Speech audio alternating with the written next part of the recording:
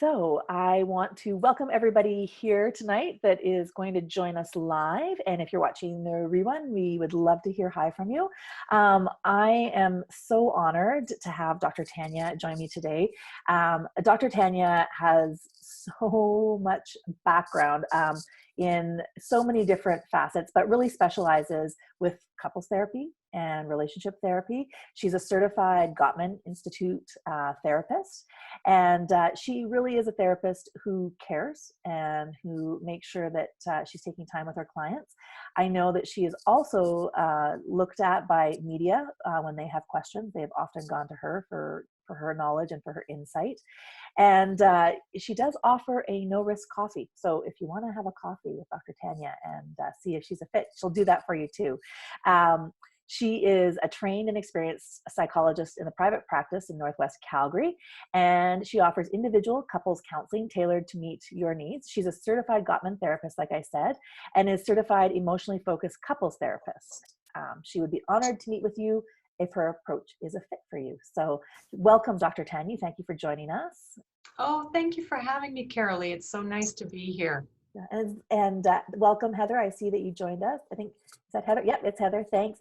And Heather, if you want, just go ahead and pop in the chat room if you have any questions that come up at all to join in here. So when I asked Dr. Tanya about this, I really felt the need as the Your Best Nest for Moms has grown, and we've watched what's gone on in this new world that is our new reality. There's so much more anxiety.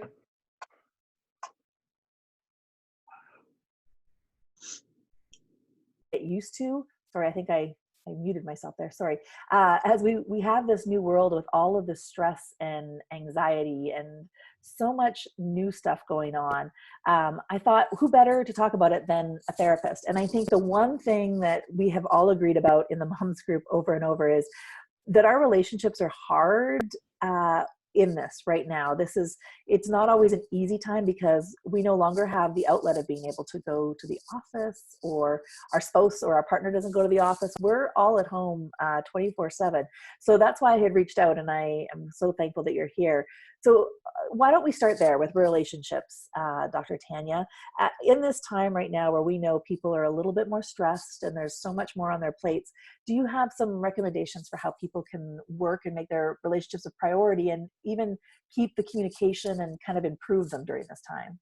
Oh, Carolee, you are totally right when you said this is a whole different time than what we're used to, because normally when we go off to work or we have our separate things that we do during the day, we get those breaks and there's structure to our days, and there's not so much of the crossing of the blurry lines.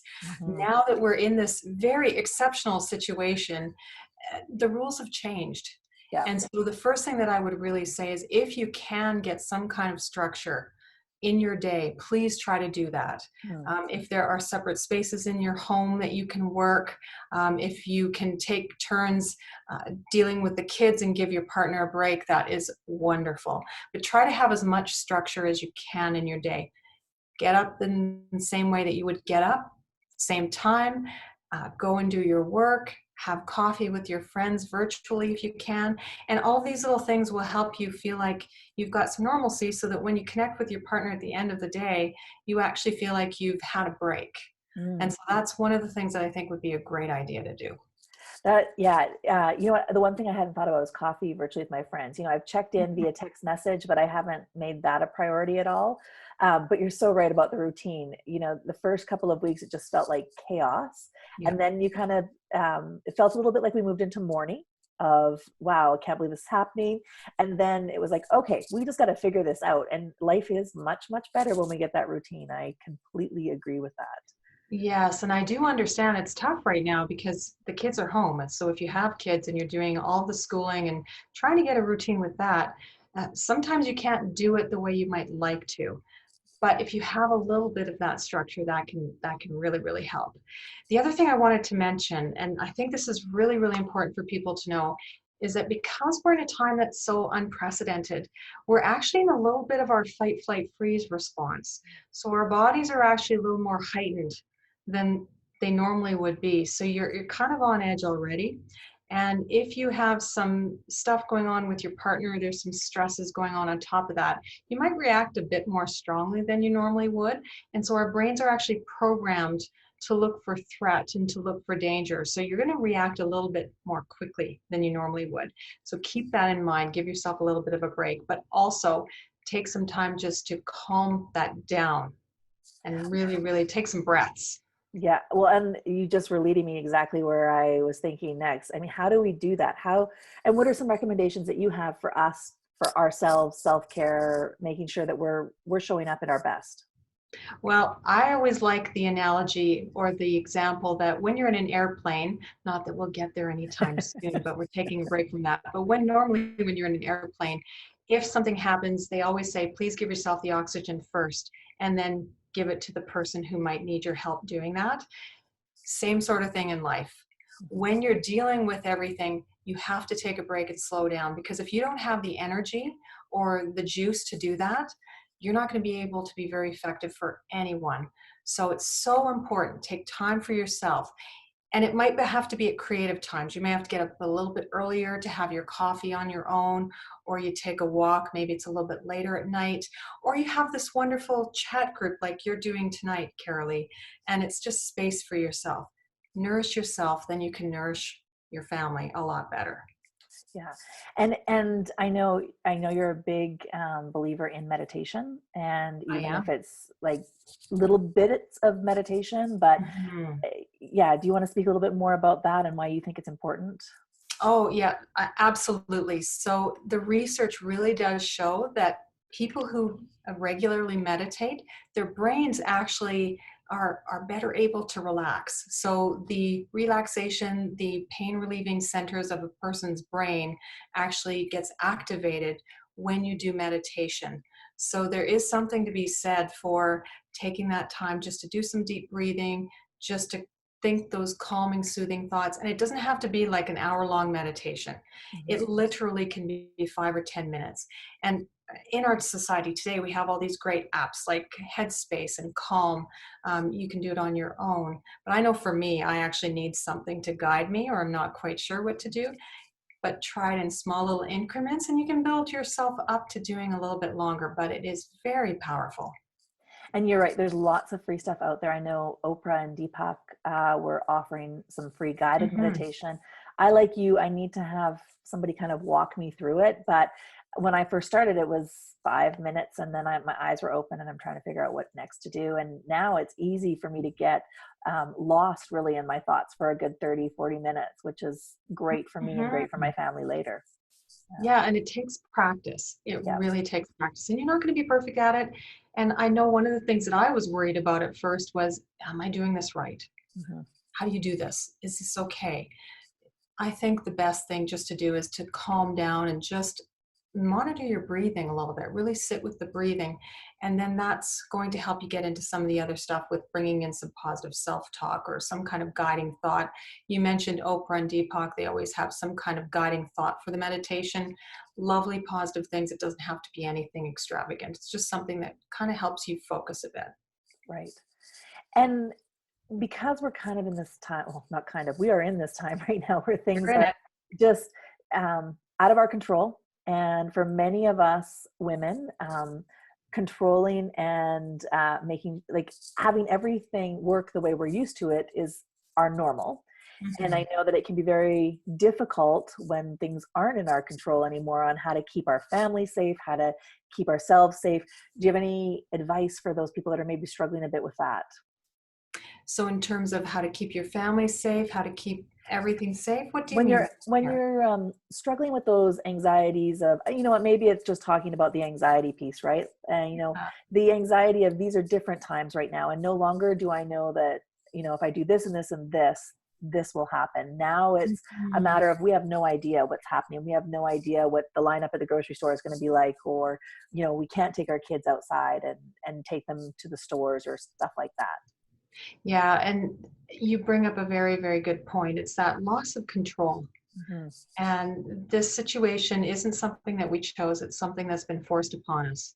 Mhm. And as I mentioned earlier, our bodies are already a little bit in that heightened fight, flight, freeze response.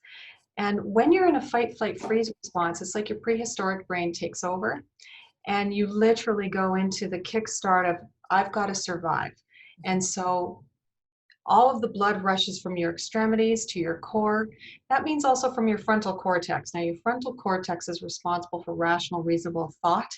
So, when you're not getting enough oxygen up to your frontal cortex, you're not thinking as rationally as you normally would be. And so, you can't really calm yourself down as effectively as you might be able to if you could be more rational. Yeah. So, the very first step in that, recognizing that you're in that state, is to try and bring your heart rate down and to actually calm yourself down physiologically. So that's again where that deep breathing and the soothing of yourself can be very, very helpful. We're going to have to do a lot more of that as we go through this period of time because it is so out of our control. But just those simple steps to recognize, okay, you know what, I'm not operating like I normally would be. Maybe I'm not thinking as rationally as I normally would be because I'm in a heightened state. So step number one is to bring it down a little bit, just to calm down a little bit. Yeah. And it's for me, the breathing thing, I don't think that I understood how valuable it was, even with a meditation practice, Mhm. until I really started working on it with my kids, and especially the last few weeks. Because for them, they're out of control too. They and their little brains are trying to figure out what the heck is going on. And so we've really focused on breathing when they get anxious. And it's amazing how it'll just take the level in the house from here down quickly with just a few deep breaths. You can just watch everybody kind of unpack and relax. So you're absolutely right. I agree. I've witnessed Yeah, it. I love that. I love that you do it with your kids. I think that's so powerful. And you know, I've noticed in my practice with clients too, Carolee, that often when people start to do it with their kids, it's like it clicks into place for them. Hmm. So you're showing your kids these great strategies, and then suddenly you get it. It's like, oh yeah, this does work. Yep. And so you're creating a really good role model for them too, and then you're learning it yourself. And you're absolutely right. I don't think that we really take it seriously until we've had to teach it. And Yeah. so in my case, that's with the kids. And it was so funny the other day, I could hear my kids in the backyard and there's something going on between the two of them. And I heard one of them say to the other one, okay, just take a breath. I love that. They're getting it too. They're getting it too. Yeah, what fantastic role modeling. You are going to teach them how to manage flooding. They're going to be so well equipped. Well, we'll see. They were tying each other to the fence the other day, Dr. Tanya. So there's There moments. is another story there. Yes. There is moments.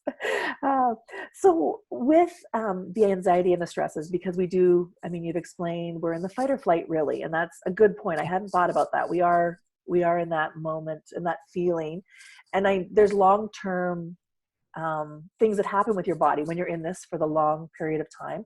There's Yeah. also people that deal with anxiety and depression, and this is just going to, in my opinion, and I'm not the doctor, but in my opinion, this is just going to exacerbate a lot of those emotions and feelings. Do you have any recommendations for people that are maybe struggling with that at home right now, trying to figure it out on their own, or living with a partner who is struggling with it at home? I'm going to actually talk about if you have the advantage to be living with a partner. Okay. One of the things that we know is that the best stress relieving technique that we have, or the best stress relieving strategy we have, is being able to talk to somebody, Hmm. to talk to our loved one. So if you can get that in your relationship and have that capacity to be each other's rock and to be able to lean on each other, that is key. So that is your number one stress reducing tool right there. And research actually shows that the couples who do the best are the ones who really have that ability to have those, I guess, those venting conversations, or this Gottman would call it the stress reducing conversation. Hmm. And it's so important to be able to look at your partner and see them as the person who has your back and the one who's going to be there for you. So if you can really strengthen that capacity between the two of you, that's going to be your best tool for managing any anxiety. It's like that we against the world mentality. So if Hmm. you can do that, that's what I would recommend. And where's a good place to start if that's not something that you've been used to as a couple with that communication being Mhm. strong? Mhm. Well, Where I would start is start being nice to each other and just Mhm, really, really valuing the fact that you're with this person. So I'm going to go again to that whole idea of we're in that fight, flight, freeze sort of mentality. mhm, And when our brains are programmed for that stress, we're going to look for all the danger signals. We're going to look for what's going wrong. And so when we're in that state of looking for what's going wrong, we're going to see those things about our partner that they're doing wrong. mhm, And so our first tendency is to criticize or to point that out. I mean, ask yourself this question. When was the last time that you told your partner what they're doing right? mhm. Or when you told them what you liked about what was happening? If you can start to do some of that, it goes a long, long way to building goodwill. And then when you've got that goodwill going, you're going to want to have those conversations, want to have some of those chats about, hey, here's what's going on for me, here's what's going on in my day. And it's probably going to land a little bit differently if you've been creating some of that, what I call the atmosphere of goodwill in your relationship. So that's where I would start. I love that. I love that. I I think because we dated long distance, my husband and I, for so long, our communication ability is stronger than I think a lot when I look around and I hear friends talk. But the one thing that we found during this time is the importance of not just getting into the routine from the time the kids wake up till they go to bed and then crashing, but actually carving out us time after the kids have crashed. So, right now this is me time. This is genuine. I love this so much. This is me time. And he's got his time going on, but we do carve out a couple nights a week that it's after the kids are in bed. We're either sitting around the fire outside now that it's nicer, or we're having a glass of wine together, and not just the TV and falling asleep, but actual trying to genuinely connect again. Wonderful idea. And that is also what I have my couples do when they come to see me in the office is we talk about the idea of let's do this stress reducing conversation regularly. So set a time, actually set a date with each other. Mhm. 7 o'clock on Tuesday nights, we're going to have this conversation where we're just going to take time to catch up with each other and really listen. So this isn't the conversation where you're running in different directions in the house or you're getting dinner ready and the kids are this way and you're trying to do this and you say, hey, how's it going? And the other person says, oh, not too bad. How about you? Not bad. This is actually sitting down and looking at each other, eye contact, face to face, and listening to each other. Mhm. So really set aside a time for that. It's your date to connect. And so it's similar to what you're talking about. Sitting outside by the fire, making time to really, really talk. Yeah. So very important. It's a ritual of connection. That's what Dr. Gottman would call it. I love that name for it. I really, really do. So, one of the stresses that we have right now is also financial stress. And I know that, at the best of times, finances can be stressful for individuals and couples. And right now, there's so much unknown that is impacting us again through no, whether it be business owners who, no fault of their own, have no idea if their business is going to survive, or, job layoffs or whatever it is. Do you have any recommendations on how to deal with some of the financial stresses of it as we muddle through the next few weeks of trying to see where we go? Yes, well, financial issues in relationships is actually one of those things that's called a perpetual problem. Mm. Many, many couples fight about financial issues anyway. Mhm. And imagine you get that, and then it's a pandemic. And if there's already cracks in that in your relationship, it's going to just heighten Mhm. the stress around it. So recognizing, okay, we've struggled with financial issues in our relationship before, so this is an issue that's just more heightened because of the situation. Again, number one thing is calm down. Take a Mhm. deep breath. Try to be as calm as you possibly can when you have this conversation, because if you're heightened and you're trying to have a conversation about finances, it's going to go negative quite quickly. Mhm. So you don't want to have it when you're already in that really, really heightened state. Again, as you mentioned, a lot of people don't have control over what's going on right now. Some people are in an okay situation. There are some people who have been fortunate enough to be able to continue to work, and their schedules haven't changed too much. But most people are struggling with, reduced schedules, job loss, um, part-time schedules, some sort of thing going on, investments coming down, businesses not doing as well. So yeah, there is a lot going on there. And again, if you can support each other, know that we're in this together. We're Mhm. in this together. We're a team. Try and work as a team. That's something that can help manage it. But I have a feeling, Carolee, that the stresses from finances, they're going to continue long after we start to get some normalcy going on. So this is going to be something that's longer term. But for now, it's just really about bringing down the volume of it, just calming some of that reaction down. I completely agree. I think the stresses and the implications of now Yeah. Yeah. are they're not going to be over when we reopen in a few weeks, and we're No. not reopening to normal at all. So with that, as we start to transition, are there some healthy habits other than what we've talked about, or taking forward from what we've talked about already, that you would recommend as we're entering really into a new normal? No idea what that's going to look like, but whatever that new normal looks Mhm. like. So some of the habits that I would love for couples to do, aside from having those regular conversations and check-ins, if I had my way, every couple would have a weekly date night. Mm. Like, I would love it if couples could actually commit that time together and have a weekly date night. When I tell people that idea, they look at me like I've lost my mind, especially for parents of young children. And the first thing that people will tell me is, well, we've got kids, we have no childcare, it's not going to work. We have to wait until the kids are older, or we have to wait until we have childcare, or whatever it is.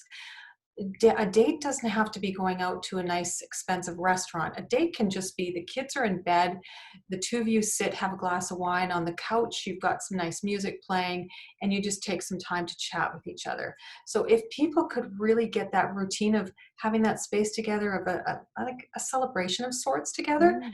that would be wonderful.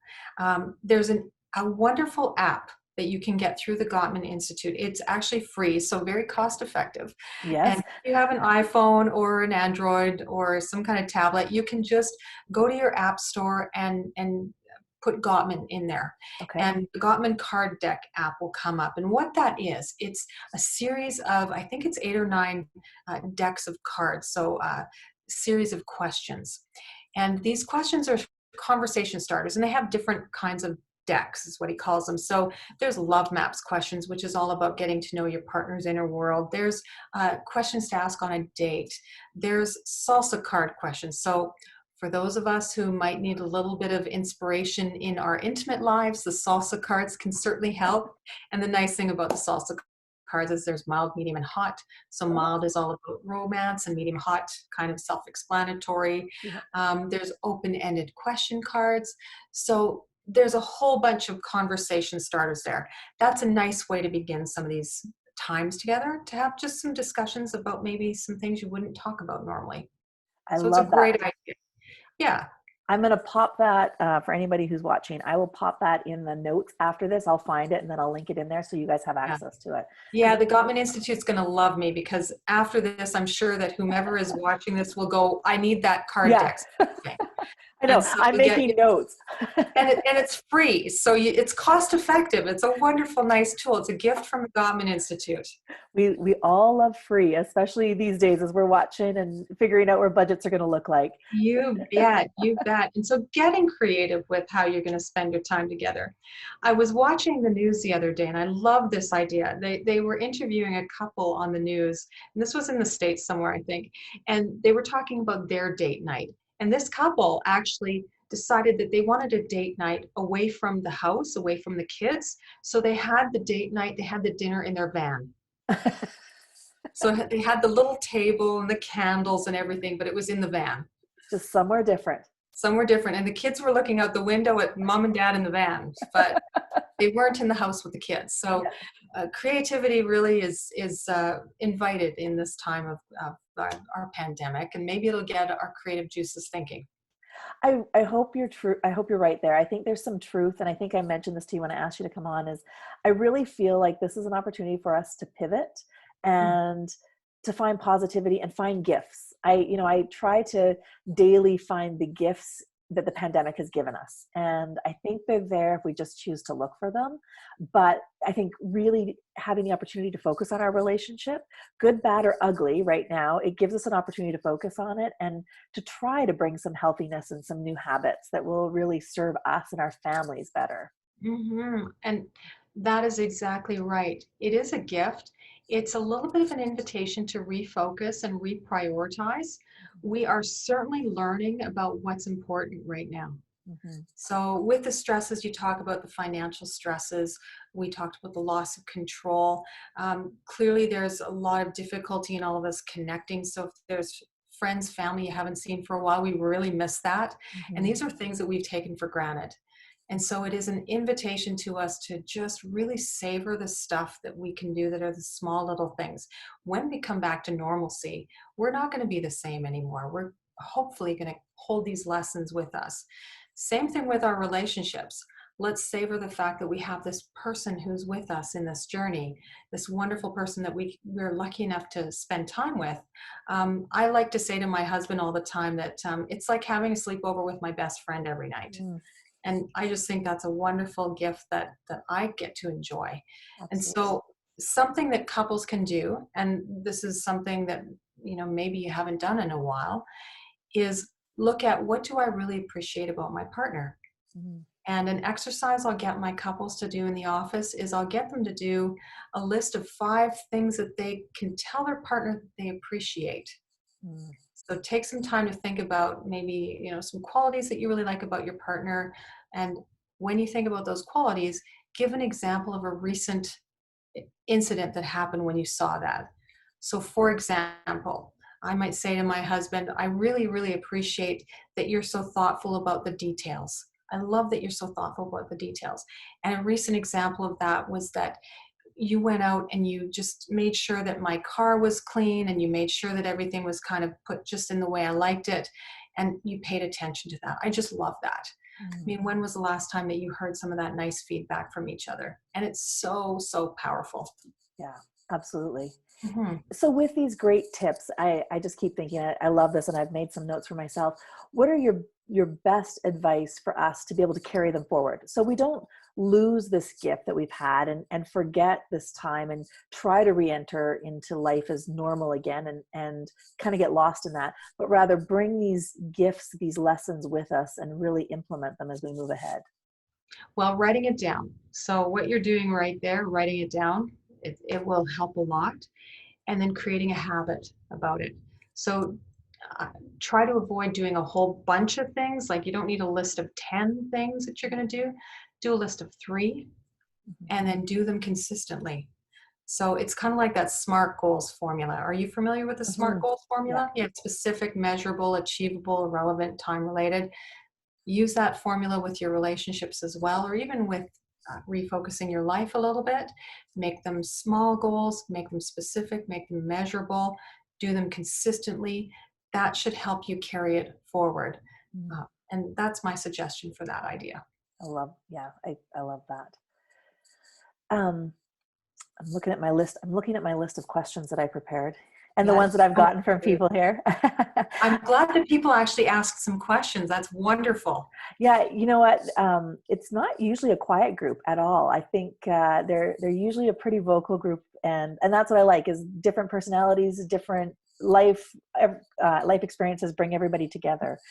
Um, so so one of the questions was, if you've come into this with a relationship that wasn't in a good place, and you're Mm. finding that it's spiraling down, how do we salvage it?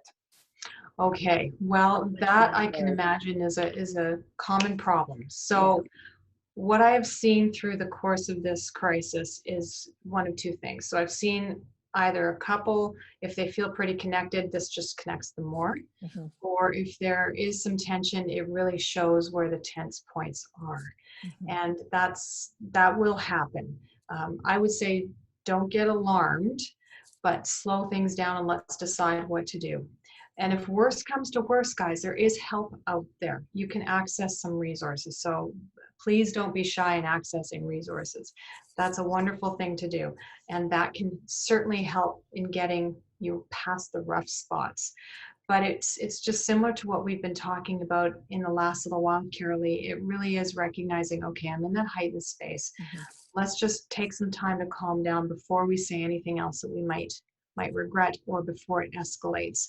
And recognizing too that when you have a fight with your partner, or you have some tension with your partner, you have a choice. So you have to recognize you have a choice. You're either going to escalate the situation, or you're going to de-escalate the situation. And so really it's each partner's decision on how they're going to react. Are you going to escalate it or are you going to de-escalate it? And if you can think about it that way, that can sometimes give you a bit of a refocus. Mm-hmm. I will often hear from people, well, by the time I get to that point, I get so out of control, I can't control myself. Mm. You can. You can. You just need to take a break. And taking a break is actually healthy. If you feel yourself getting too elevated, it's actually healthy to take a break. But to take a break with the purpose of calming yourself down, not with the purpose of deciding exactly what message you're going to give your partner about what they're doing wrong. Mm. So it's not about getting more ammunition, it's actually about calming down. And so slowing things down, making sure that you try to be as reasonable about it as possible, make the choice of, am I going to escalate it or de-escalate it? And if you do need to get some help, please access some help. So there are resources out there. Yeah, there's lots of help, and it doesn't need to be anything you should ever be embarrassed about or concerned about it. I think that all healthy relationships need a tweak every now and then, and a checkup, and making sure that you talk it out with a third party. That's my own personal opinion on that. I think it's a healthy thing. With your Carolee, one of the questions that did come through that you actually shared with me was you asked me about how to communicate, ways to improve communication. Mm-hmm. Can I share a couple of tips with that? Yeah. Yeah. And I was actually going to ask you, like, we all communicate differently. So what do you recommend? Okay. So Gottman, bless his soul, he's wonderful. He's a researcher. If any of you don't know about who Dr. John Gottman is, he is actually an expert in the field of couples therapy, and he's literally devoted his career to researching how do happy couples who stay together for decades weather the storm and still maintain this wonderful relationship. And so he's such a researcher that he's come up with a way of creating tools for communication. One of the number one tools that I think is so important is something called a soft start. So a soft start, there's a formula to this, and I like to break it down into 4 steps. So you use an I statement. And so you always start out with I. You try to avoid, you never do this, you never do that. You want to say I, and then you name your emotion. So you actually name what you're feeling. So I am feeling angry, I'm feeling sad, I'm feeling upset. So this is not the time to hypothesize. You wouldn't be saying, well, I feel like you're always trying to do this to make me fail. You wouldn't say that. You would say, I'm feeling sad, or I'm feeling upset, or I'm feeling angry. And then you name what the problem is. So you complain without blame. So you describe what the problem is. So I'm feeling really sad that the other day when we had that argument, it went off track. And then you ask for what you want. So I'd really like to have a conversation about that again if we can. So there's 4 steps. There's the I statement, name your emotion, describe the problem, and ask for what you want. That is so powerful, because here's the interesting thing. Did you know that the first 30 seconds of any conversation predicts its outcome? I did not know that. Yes. So you can test this out with anybody, whether it's your partner or anybody you might come in contact with, coworker, friends, family. If you start a conversation by saying something, let's say we had this conversation, and the first thing I said to you was, Carolee, I can't believe you're making me stay up past my bedtime for this Facebook group. Like, my goodness. You probably wouldn't feel too good about that. And you would probably come back with a defense of some kind. So that's already going to start it on a rough start.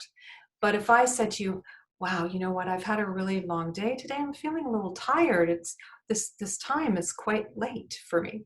You might go, oh, let's talk a little bit about that. So you can see the difference between what Gottman would call a hard start versus a soft start. Yeah. And that's what the formula of these 4 things are, right? It's the I statement, name your emotion, name the problem, ask for what you want. And I like the ask for what you want. We're all guilty of assuming our partner can read our mind, or the subtle or maybe not so subtle hints that we've been giving are obviously, leading them down the path that we think they should know. And in reality, they have no clue. We really need to ask them for what we need from them. Oh, yes. And you said something that twigged for me. If they knew me, or if they loved me, they'd know what I wanted. I hear that many, many times. And honestly, none of us are mind readers. And why in the world would you want to set your partner up for failure? You want to set them up for success. You want to let them shine. And so you want to give them the information to help them love you better. And so be honest with what you need. Key thing. Tell them what you need Yeah. gently and respectfully. Yeah. Yeah. Yeah. But leaving clues is not going to get it for you, and No, not going to solve anything. Just going to build up the negative or the resentment, and then you're going to have one of those emotions that really comes out of check and can escalate quickly. absolutely. So another communication tip that I would love to share with people is be nice to each other and show appreciations. Hmm. So, when was the last time that you were not nice to the barista at Starbucks? Yeah. Probably pretty nice to that person because they're going to make you a great coffee if you're nice, and if you tip them, it's going to be even better. They'll remember you. But I will bet that we're often nicer to people who are not in our homes and who are outside in the world than we might be with our partner. So be nice to your partner. Remember why you're with them. Hmm. Remind yourself of the positive stuff. Hmm. Such a good communication tip, because if you think positively of your partner, you're going to want to be nice to them. And I do love that. You said that, and then earlier you had also said that making a list of the things that you appreciate. I think Mhm. it's all too easy to get caught up in the daily grind of things, and um, we innately we don't focus on the positive as much as I don't know why, and I'm sure you would be able to talk about that more. But we I can. okay, yeah, we focus on the negative. Yes, we do. We're actually hardwired for it. Yeah. So this goes back to evolution. So think about when we were evolving as a species, we needed to be sharp and on our toes, because if we didn't look out for danger, we were going to get eaten or killed in some ways. So our brains are actually hardwired for it, and it will hang on to negative. Mm. And so the brain, I love Dr. Rick Hansen. He is a psychologist from the States, and he talks about the idea that negative stuff sticks like Velcro, positive stuff slides like Teflon. And Oh, so, yeah. So when something negative happens, our brain's going to hang on to it because we need that information so that we know, don't go over there next time because that's dangerous. yeah. But if someone says, hey, you're doing a great job, or this is fantastic, this isn't a survival function for us. So it goes in one ear and out the other ear. And so in order to really highlight what's going well in your relationship, you actually have to take it in and savor it. Mm. So Dr. Hansen would say you savor it for 30 seconds. You remind yourself of it for 30 seconds, and then it will register in your brain. So yes, we're hardwired to notice negative and let the positive slide. So we actually have to train ourselves to hang on to the positive stuff. Well, I love knowing that because it was always my hunch, but I had no idea that the scientific piece of it was for sure. Now you can share that with whomever wonders about that question. There, yes, I will for sure. I will for sure. So with relationships, and we're improving our communication as we move ahead here. Do you have any resources that you would direct people to besides Gottman, or I believe you do a retreat as well, a couples retreat? I'm not sure. Yes, yes. So as you mentioned, I am a certified Gottman therapist, and I won't bore people with the details, but just suffice it to say, it takes a lot of training, a lot of effort. It's like doing a residency, frankly. And so when you are a certified Gottman therapist, we are allowed to actually teach the workshop developed by John and Julie Gottman that they teach in Seattle. And so only certified Gottman therapists can teach that workshop. And so we are, I think there's 2 teams in Canada that can teach it right now. So it's a team from Vancouver that teach it, and then my colleague, Dr. Brad Hagan, and I get to teach it. So we bring that workshop to Calgary periodically through the year. Not sure when we can do our next Yeah. one. But we just actually did one in February, right before everything kind of went off track. And that workshop is wonderful because it's a 2-day experience where you and your partner come, and day 1 is learning all about creating a closer connection in your relationship, and then day 2 is all about learning the strategies for managing conflict more effectively. Mm. And it's a practical based learning educational workshop. So it's not therapy. You don't have to come in and spill your guts in front of the group. It's actually like a learning day 1, day 2, lots of good activities and exercises that you and your partner do privately. But Brad and I are there if you need us to coach you. Love it. I love it. And you have a Facebook page. So if anybody, I'll make sure I put the link in here too. So if Yes, anybody I is do. looking, you can follow. And she often posts things from the Gottman Institute and ideas and articles about relationships that are great in there. So you can definitely find them there. Is there anything that you think that I didn't ask about or that I didn't cover that you think is important for us to think about or consider these days? Well, that's a good question. I think anything about relationships is always really important, of course, and we've talked a lot about that and just remembering some of the positive things and treating your partner as if they're precious to you is such an important thing. Again, the other thing that I would really stress is if you two feel like you're really getting off track, please ask for help. Please go for help. And there are resources out there for sure. There's lots of resources out there, from free services to services that are very cost effective to coming to see a private psychologist or a psychologist in private practice. And if you do decide to seek therapy, I would say to you, please, please, please always ask about the person's credentials, experience, education, what they've got that makes them qualified to do therapy with you. Because there's a lot of people out there right now who do therapy who may or may not have the training and background. And so be a good consumer, really check that out for sure. So that's a number one tip that I would give you about that. Awesome. And we were talking just before we started here that really for Dr. Tanya's practice, so much of what she does, she's been able to do virtually right now. So it's not something you need to put off. If you feel like something is tweaked or something has been triggered in these conversations and you'd like to delve a little bit deeper, whether it be with your partner or individually, you can reach out to any of these therapists. Really, many of them are probably online right now. I know for sure Dr. Tanya is, because we just had that conversation. But I think that's good to know, is that you don't need to wait till the world opens up again to get help. There's help out there for you today if you feel like you're there. And I think one of the things that I'm going to take away is the celebrating.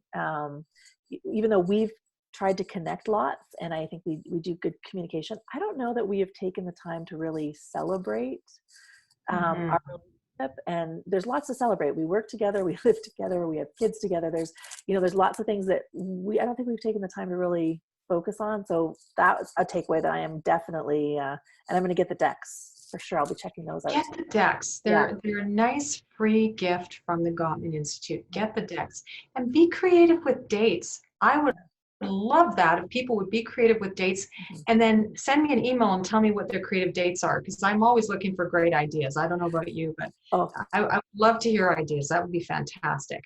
So if you hear some ideas that your moms from this group share with you, please pass them along to me. Absolutely. I will do that. So if any of you come up with them, let me know. I know Don spoils me. He's pretty good at these things. He's planned some pretty great dates over the years. So, but we'll definitely, I think that's maybe something I'll put out to the group as a challenge to see what we can come up with in the next few weeks as we find time and make time for our spouses, our partners. Wouldn't that be kind of neat if we could do like a coronavirus pandemic date guide? Yes, I love that. Some ideas of creative dates during the pandemic. Yes. I'm making a note here because I know this group would take that seriously. I would love to hear those ideas. Okay. Because I will steal them and share them with my clients if that's okay. Absolutely. Absolutely. We can do that. Since you're here, Heather, did you have anything you wanted to ask before we move on? I'm going to just go back to gallery view here so I can see you. Anything? I'll stop recording so you can ask privately if you want. No, you're good? Okay. You're good? Okay. Thank you again, Dr. Tanya. I really, really do appreciate this. And I so am thankful for all of your advice that you've shared with us and your knowledge and, just being so willing to do this, especially at the late hour that, most of us as moms stay up, but I know most regular people or people with older kids get to go to bed at these hours. So thank you for that. Carolee, it's been an absolute pleasure to be part of this and to be asked to do this. I love doing this kind of stuff and sharing my love of psychology and relationships with people who actually want to hear it. And I'm happy to do it. Thank you so much for Awesome. asking me. Well, maybe we'll have to have you back once we have our list of date nights and we can explore that a little bit further. Oh, you know what? That's a fantastic challenge. So I am open and willing to hear those date ideas. Sounds good. Well, thank you. I'm going to turn off the